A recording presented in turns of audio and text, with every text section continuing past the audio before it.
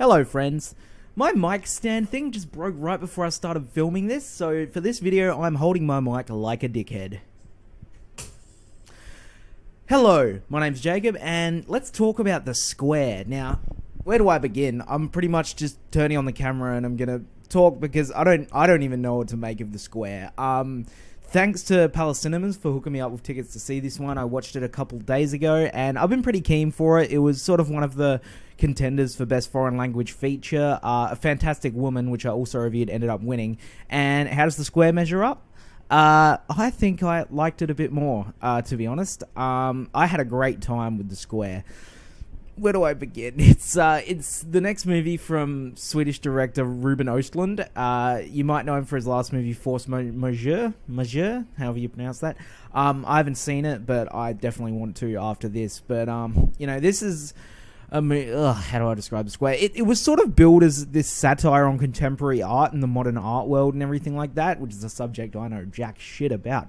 But it doesn't actually really go in that direction. It's sort of more a movie about empathy and about trying to be altruistic, but not necessarily actually doing it, just wanting to present an image of like, you know, oh, I help people, I'm a big liberal and stuff like that. But when it comes to crunch time, are you really interested in helping people, or are you just sort of a passive supporter who wants to project an image that you help people? I'm not going to sit here and pretend I understood all the themes and messages of this movie, because it really is trying to say a lot. I couldn't count on one hand all the statements that Östlund is trying to make with the square, but I'll tell you one thing, I had a great time with this weird, strange, and darkly comedic film. Plot-wise, it stars Claes, who I just want to mention because not many other reviews or the trailers have been talking him up. Claes, he is the lead of this film. He's the main character.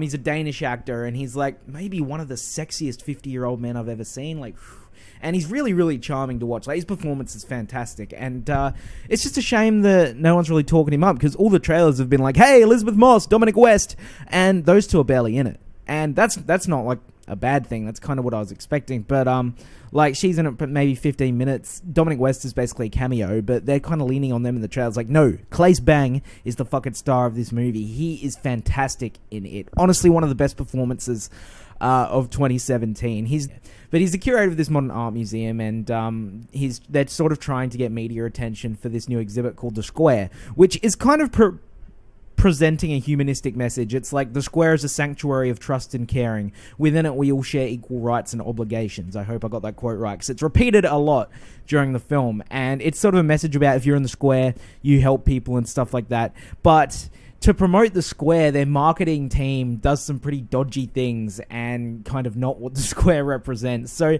it's sort of just a bizarre movie about everything's muddled, but the main character of Christian is a really, really interesting one. I wouldn't go so far as to say he's a prick or a bad person, but he's a very, very flawed human being. But what made him a compelling character is that he is charming and he is actually likable a lot of the time.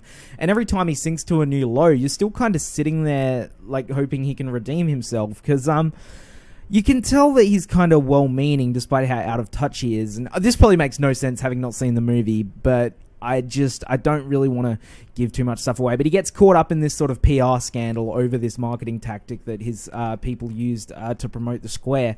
And it's just kind of a damned if you do, you're damned if you don't situation. It looks a lot about political correctness and stuff like that. And yeah, there's this press conference scene where it's just no matter what answer he gives, he's wrong and stuff like that.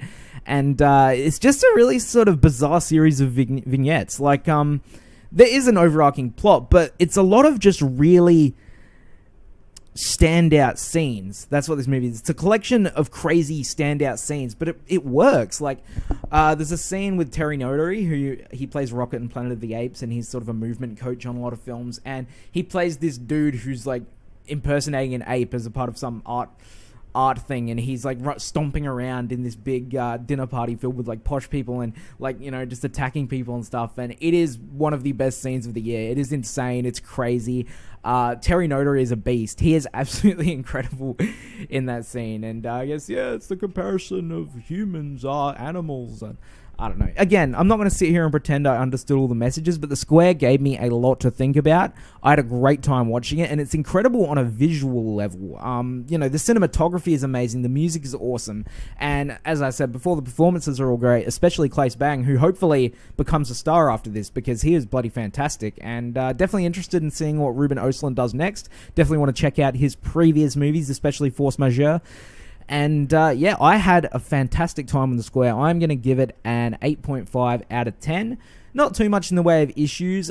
It's not the kind of movie I would generally like. It's something that a lot of people would label pretentious, but I think it worked just on the fact that it has a really, really compelling main character, and I was interested in his journey, and I just had a lot of fun the whole way through. It probably is a little bit too long, but again, I was never bored. It's 2.5 hours long, and I was never bored. I was always in it, and I commend it for that, because that's actually not easy to do. So definitely check out The Square. It's in Australian theaters now. If you're into this sort of thing, and see it with some friends, it'll give you a lot to talk about.